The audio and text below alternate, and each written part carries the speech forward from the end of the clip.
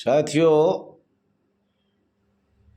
भाग 103 आपका अपना चैनल RS दैया एक्स होमगार्ड में स्वागत है। साथियों, आज हम शुरू करेंगे सब बात पीछे की छोड़कर,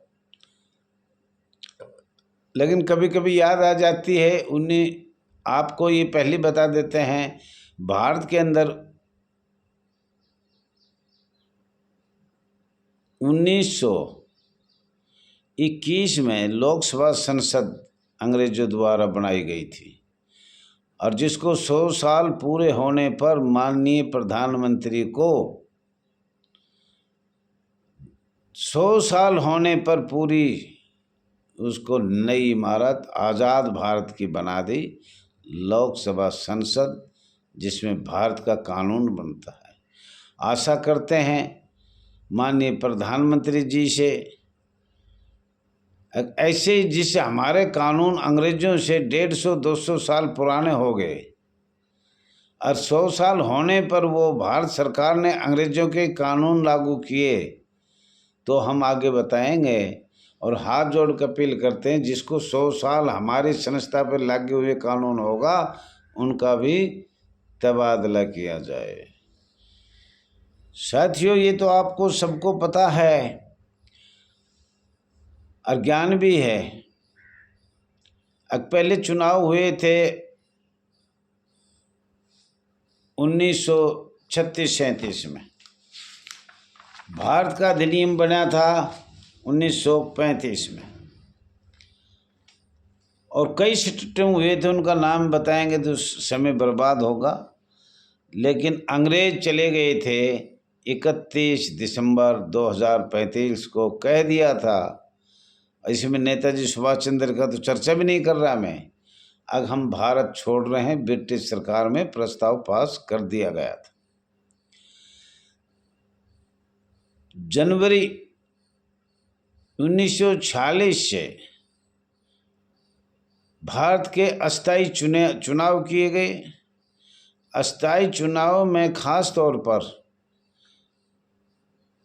माननीय प्रधानमंत्री श्री पंडित जवाहरलाल नेहरू जी चुने गए।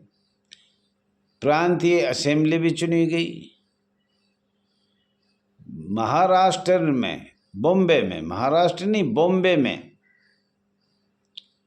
कांग्रेस कमेटी का श्री मोरारजी देसाई 1937 में सचिव भी था, अखिल भारतीय कांग्रेस कमेटी का। और उसके पश्चात 1946 में भी बॉम्बे की उसको जिम्मेदारी गई, ओनली बॉम्बे की। और बॉम्बे में ही होमगार्ड का जन्म हुआ था 6 दिसंबर 1946, सिर्फ ओनली बॉम्बे में। बड़ा शहर है, महाराष्ट्र में नहीं, ओनली बॉम्बे में। 1946 में राज्य विधानसभा के चुनाव के पश्चात बॉम्बे में गृह एवं राजस्व मंत्री बने थे श्री मोरारजी देसाई 1946 में, और 1950 तक रहे थे। कोई भी चुनाव हुआ भारत में असेंबली में तो अपना आप सोच लेना, 1946 में चुनाव हुए थे, 1950 तक वो रहे, 51-52 में फिर चुनाव हुए, वो आज़ाद भारत हुए। परंतु इस 1946 से 1950 तक भारत के संविधान में अंग्रेजों ने सारे, जो हमारी संस्था होमगार्ड और नगर सेना की संस्था थी, वो जितने भी अंग्रेजों ने कहा, ब्रिटिश सरकार ने कहा, यूनाइटेड ने कहा या लॉर्ड माउंटबेटन ने कहा, सारे कानून लगा दिए।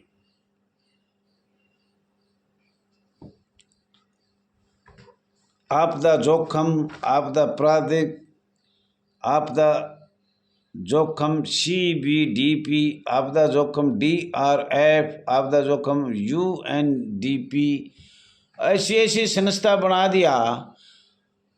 अब जबकि हमने सेकंड वर्ल्ड वार में लड़ाई करी, हमारे बहुत से जवान शहीद हुए, होमगार्ड के भी हुए, स्वयंसेवक भी हुए, नॉन होमगार्ड हुए और गृह रक्षा वाहिनी भी हुए, सब हुए।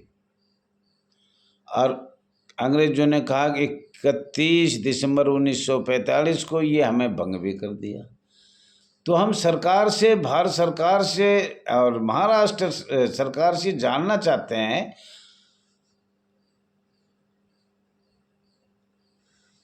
महाराष्ट्र सरकार से हमने कई बार पत्र भी लिखा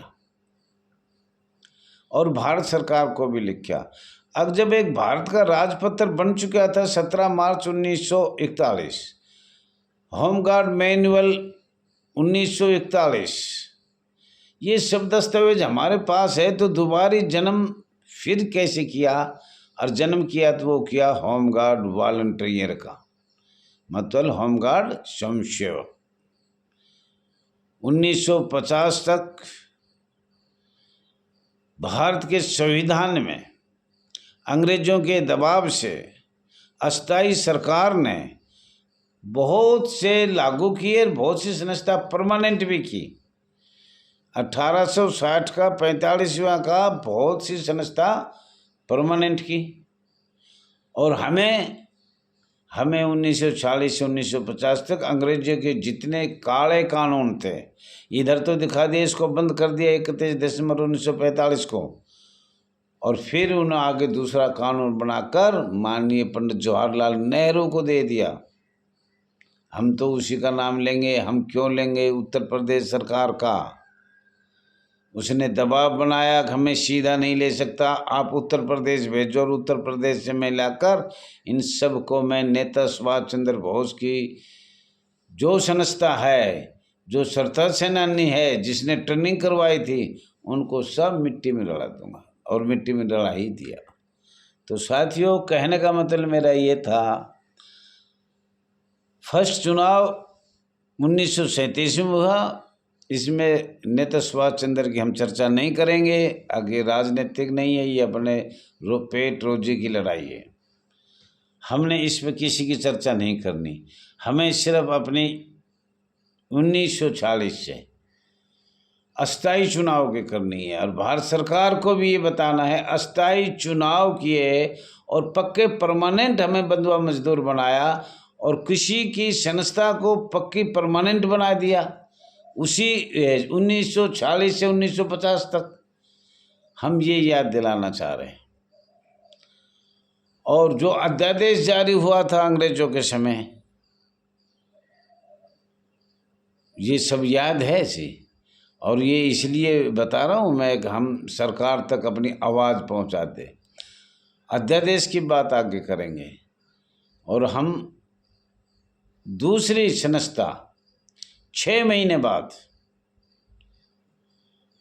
दूसरी संस्था 6 महीने के बाद, कुछ दिन 6 महीने, ये तो थी स्वैच्छिक संस्था, कच्ची संस्था, स्वयंसेवक संस्था, और ये उसका प्रमाण भी हमें भेज दिया। न इसका राजपत्र है, न इसकी पार्ट सेक्शन है, न इसकी फाइल नंबर है, कुछ नहीं है इसका। तो एक बस आदेश कर दिया, ज़बरदस्ती आपको गुलाम बना दिया अंग्रेजों के दबाव से। दूसरी, मध्य प्रदेश को भी आपको याद रखना पड़ेगा।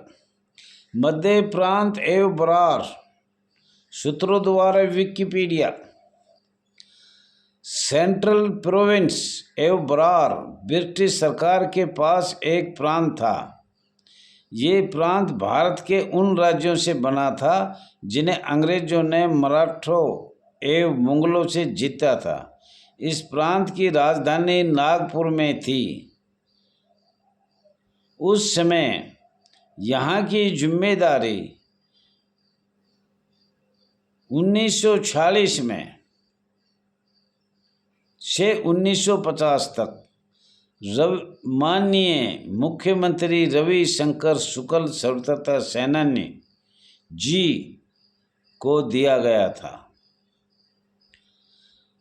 लॉर्ड वेवल के स्थान पर नए वायसराय लॉर्ड माउंटबेटन नियुक्त किया गया था। कुछ समय के लिए मध्य प्रांत एवं बरार में शिप्पी एंड बरार का अधिकार रहा था और 1946 में माननीय पंडित श्री रविशंकर शुक्ल स्वतंत्रता सेनानी को अस्थायी मुख्यमंत्री की जिम्मेदारी नियुक्त किया गया था एवं दिनांक 7 मई 1947 में नगर सेना का जन्म किया। आईपीसी 1860 का 45वां धारा 21 लोक सेवक ट्रेनिंग किया गया नागपुर में, जब नागपुर बरार मध्य प्रांत बरार में था,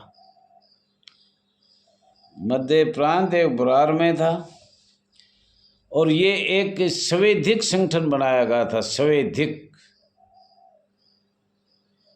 का मतलब परमानेंट संगठन था और इस धारा के हिसाब से 1940 से 1950 तक अनेक संस्थाएं परमानेंट किया गया है सरकार को, लेकिन नेताजी सुभाष चंद्र की चिट से अंग्रेजों ने माननीय पंडित जवाहरलाल नेहरू जी से कहकर इस संस्था को मिट्टी में मिलाना है और ये जो ट्रेनिंग करवाई थी मध्य प्रांत एवं बरार में, वो वंचित स्वतंत्रता सेनानी का नेता सुभाष चंद्र बोस का कर्नल था मेहरदास जी।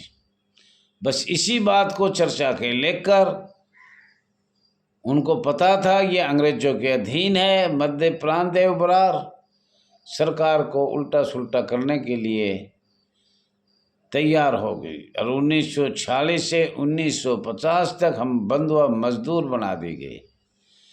साथियों, अभी मेरा इसका टाइम समाप्त हो गया। आपको हाथ जोड़कर कहता हूँ आगे भी पूरी बात बताई जाएगी, धीमी धीमी बताई जाएगी। आपका बहुत बहुत धन्यवाद है। ज़्यादा ज़्यादा लाइक करना, सब्सक्राइब करना और कमेंट भी करना, अच्छा लगे तो कमेंट भी करना।